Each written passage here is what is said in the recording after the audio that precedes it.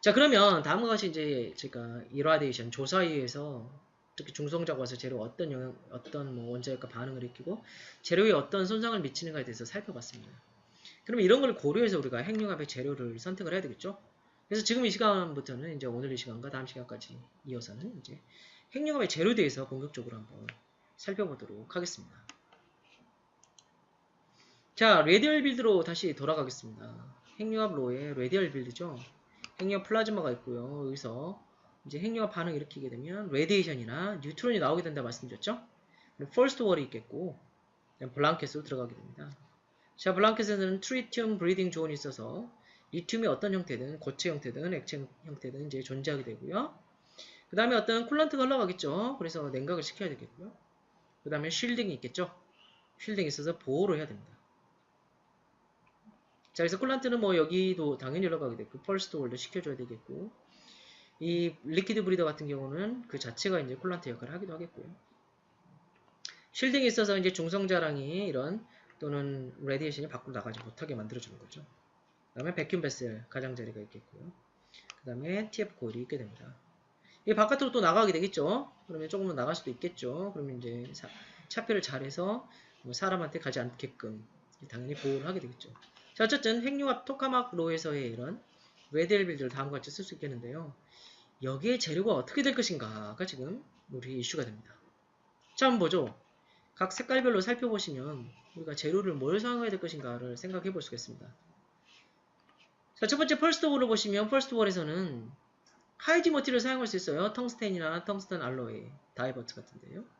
로우지 머티리얼을 사용하기도 합니다. 펄스트볼에 베릴륨, 베릴륨 알로이 같은 또는 카본이나 카본의 컴포지트를 사용하기도 합니다. CFC 같은 경우 카본 파이버 컴포지트 같은 걸 사용하기도 하죠.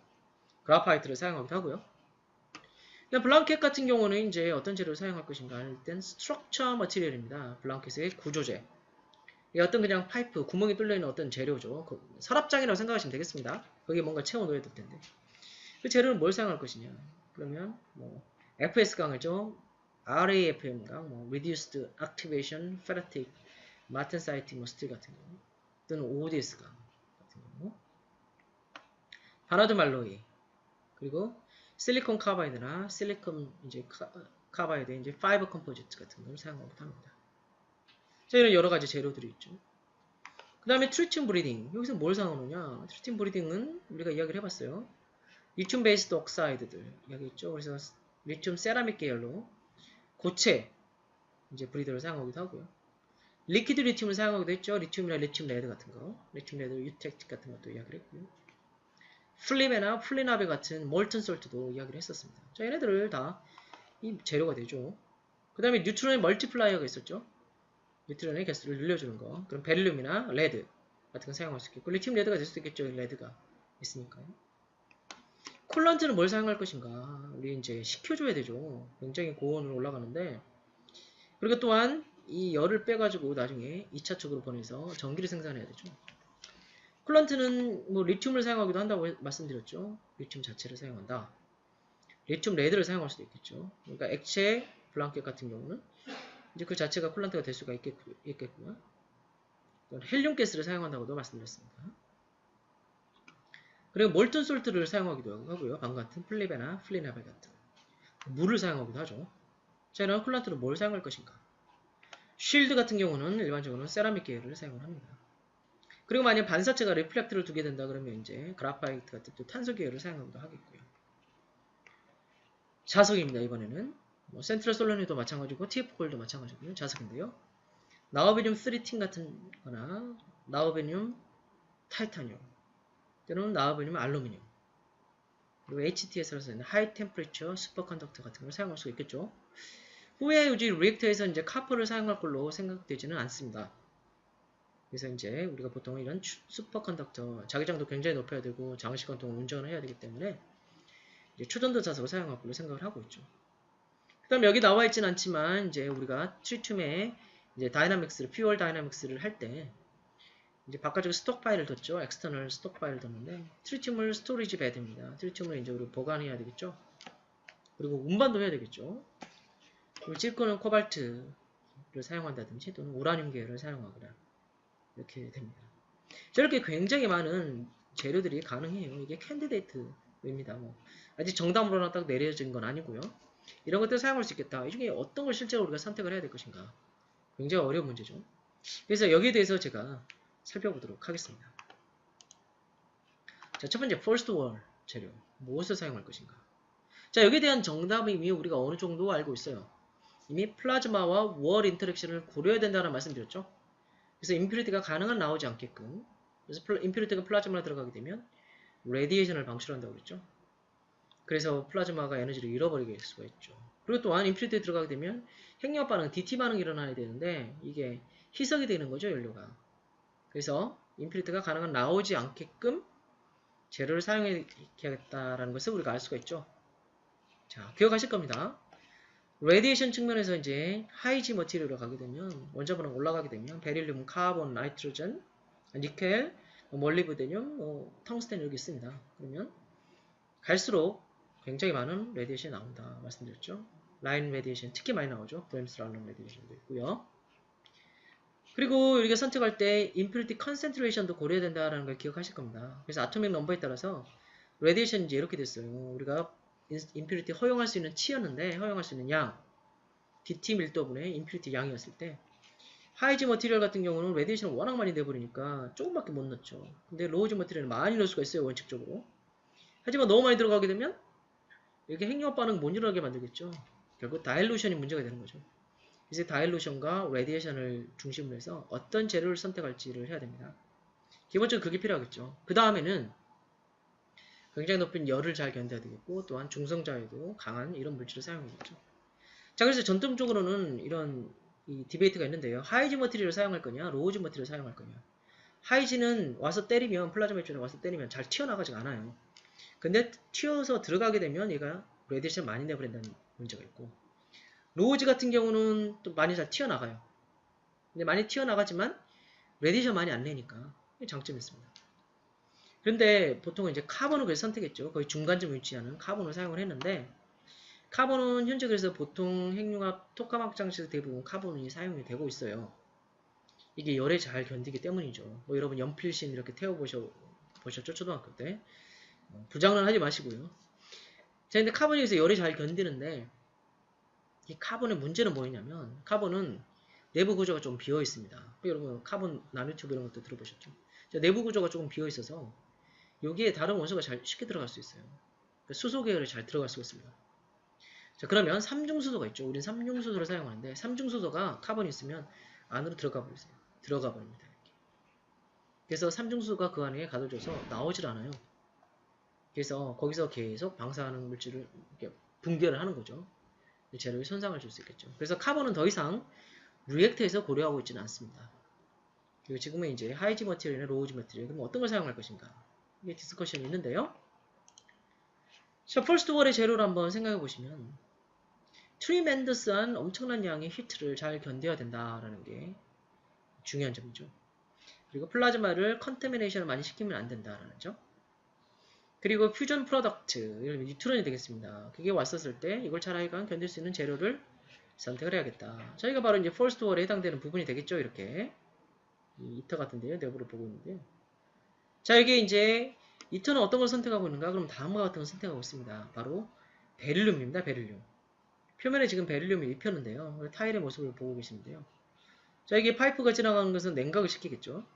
표면이 굉장히 고열의 이제 하이 히트 플럭스를 얻을 것이기 때문에 이렇게 되어 있겠죠. 자, 베릴륨이 깔려 있고요. 그래서 베릴륨 타일인데요. 10mm 두께가 됩니다. 그다음 그 아래에 뭘 두냐? 이게 바로 아래쪽인데요. 아래쪽에 뭘 두냐면 카퍼, 크롬, 지르코늄 히트싱크를 둡니다. 그러니까 열을 잘 전달을 시킬 수 있어야 돼요.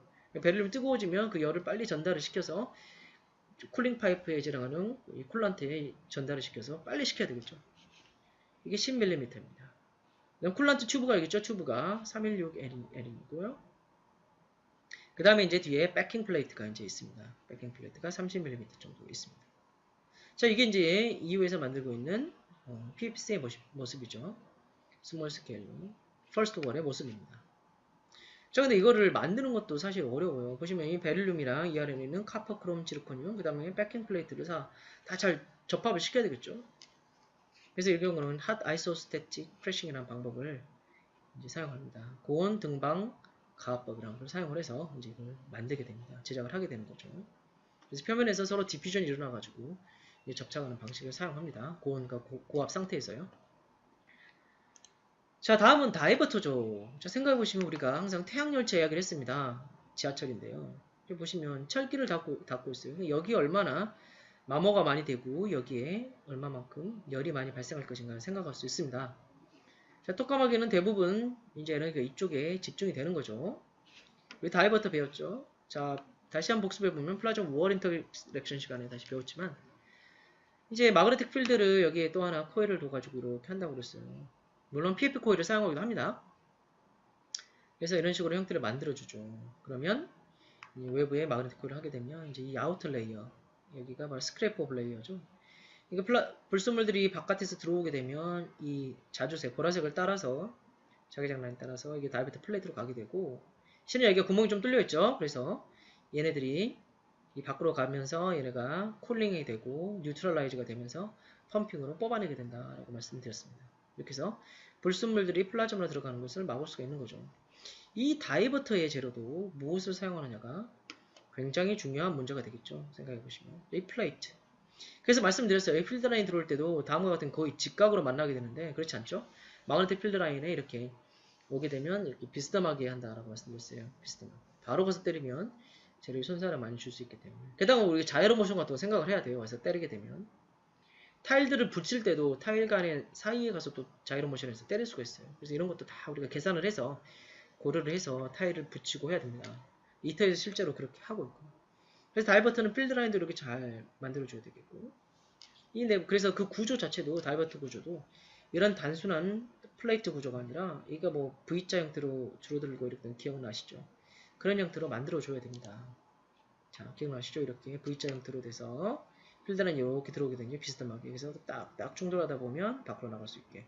충돌하다 보면 이렇게 밖으로 나가서 펌핑으로 뺄 수 있게끔 만들어지죠.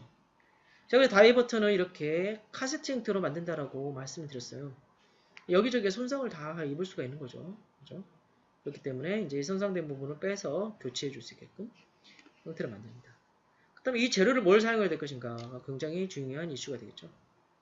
그래서 이터 같은 경우는, 자, 그래서 퍼스트 월 같은 경우는 이터에는 이제 베릴륨을 사용을 하고요. 그 다음에 다이버터 같은 경우는 이제 텅스텐을 생각을 하고 있습니다. 텅스텐 모노블록을 사용하기도 하고요. 이렇게. 자, 생각해보시면 이제 가해지는 히트 플럭스가 어느 정도일까 한번 좀 우리가 감을 익힐 필요가 있는데요. 시간이고 여기가 히트 플럭스입니다. 그러면 보시면 태양의 표면은 이 정도가 됩니다. 굉장히 오랜 시간 동안 계속 동일한 히트 플럭스가 가해지죠. 한 100MW per 스퀘어미터 정도가 굉장히 높은 히트 플럭스를 받고 있는 중입니다. 자, 이 정도에 해당되는 게 바로 리엔트리 비클인데요. 리엔트리는 무슨 말이냐면 이제 지구 대극권 밖으로 나가서 우주로 갔다가 다시 돌아오는 그 리엔트리 들어오는 경우죠. 자, 우주 왕복선인데요. 자, 우주 왕복선을 보시면 온도, 이제 리엔트리 시에 온도를 본 거예요. 보시면 이 앞에, 제일 앞에 보시면 1400도 정도 되고요. 이 아래쪽은 1100도. 그 다음 온도가 떨어집니다. 650도, 430도. 여기는 400도 정도 되고. 그 다음에 여기 꼬리날개 쪽도 많이 받겠죠. 1150도, 1220도 정도 됩니다. 그래서 온도를 사실 다 계산을 해요.